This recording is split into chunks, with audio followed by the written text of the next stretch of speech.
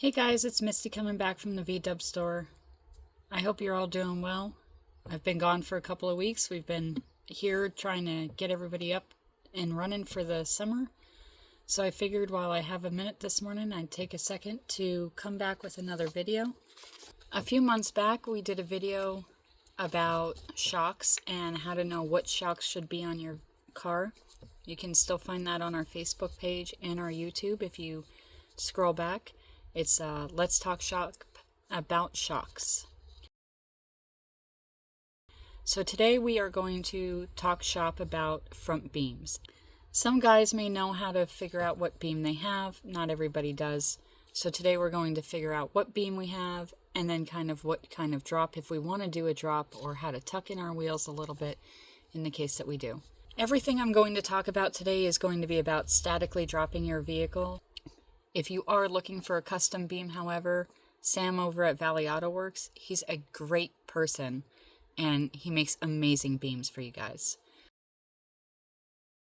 But today we're going to talk about stock and then 2-inch narrowed and how to tell the difference between your beam. So link pin beams go up to 1965. I always still say double check, it doesn't hurt. So your link pin beam is a straight upright on the shock tower, and the bolt goes left to right for the shock. On your ball joint, as you can see here, the shock tower comes up, it tips over and sits like this on top of the shock, and your shock bolt goes straight up and down. Those are your two beam suspensions that you have on a Volkswagen. You have link pin, some people call it kingpin, and you have ball joint. With both beams, you can put a 2-inch narrowed beam and drop spindles on the vehicle. If you are doing disc brake, remember I did a disc brake video for you on how the disc brakes are dependent on a 5x205 to order the right kit, because if you order the kit that is not drop spindle, you cannot add the drop spindles in the future.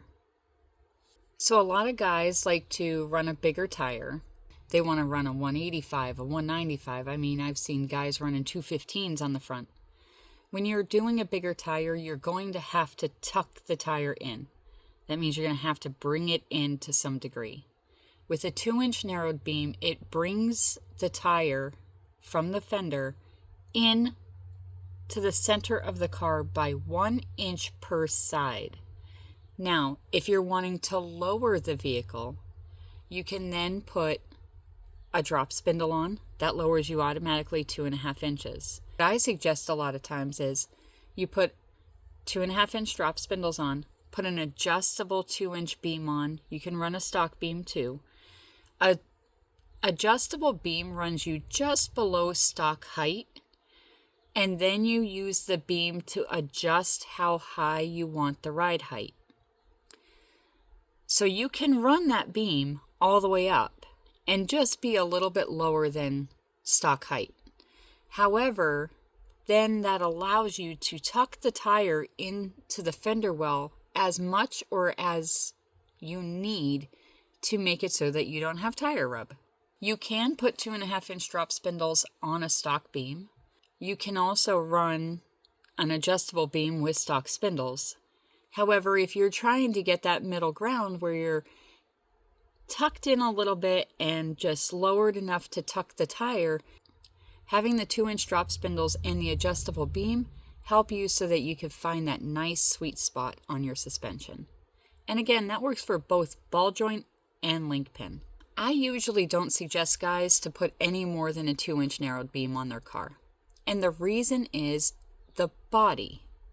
And on dune buggies, you can't even get away with it. 2-inch narrow beam, pretty much, almost you can't even get away with. Sometimes you can, depending on the body.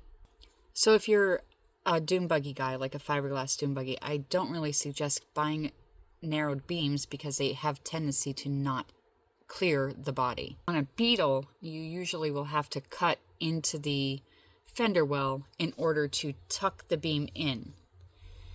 Now, a lot of people will, unfortunately, cut the shock towers off so that way they don't have to cut the body. But then your whole suspension is 100% dependent on your torsion bars, which torsion bars pull up, but they don't soften the down, and or they have to go with a bag suspension.